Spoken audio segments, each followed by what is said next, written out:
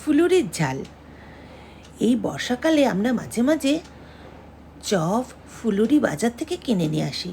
সবার খাওয়া দাওয়ার পর অনেক সময় দু একটা বেঁচে যায়, সেইগুলো ফেলে না দিয়ে আমি বানিয়ে ফেললাম ফুলুরির ঝাল।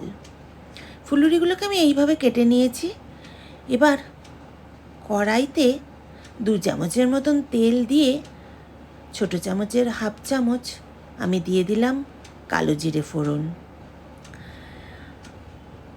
আর তারপর দিয়ে দেবো 2টো মাঝারি সাইজের পেঁয়াজকে কুচি করে নিয়ে।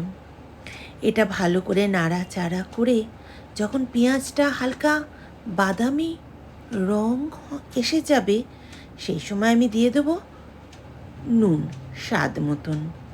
এতে পেঁয়াজটাও নরম হয়ে যাবে তাড়াতাড়ি। এবার নাড়াচাড়া করে আমি দিয়ে দেবো 1 চামচের মতন সর্ষে বাটা, একটা মাঝারি সাইজের টমেটো, আর তার সঙ্গে 2টো কাঁচা লঙ্কাকেও আমি একসঙ্গে বেটে এর মধ্যে দিয়ে দেবো, আর 2টো আস্ত কাঁচা লঙ্কা। হাফ চামচের মতন হলুদ দিয়ে বেশ ভালো করে কষিয়ে নেব।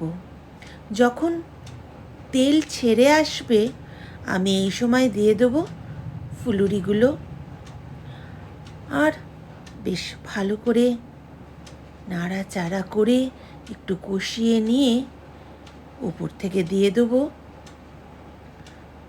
গরম জল বেশ খানিকটা, কারণ ফুলুরিগুলো জল টেনে বড় বড় হয়ে যাবে। তারপর চাপা দিয়ে 2-3 মিনিট রেখে যখন মাখা মাখা হয়ে আসবে আমি ঢাকনা খুলে উপর থেকে কাঁচা সর্ষের তেল দিয়ে নামিয়ে নেব। আর পরিবেশনের আগে ধনেপাতা দিয়ে গরম গরম ভাতে একদম জমে যাবে।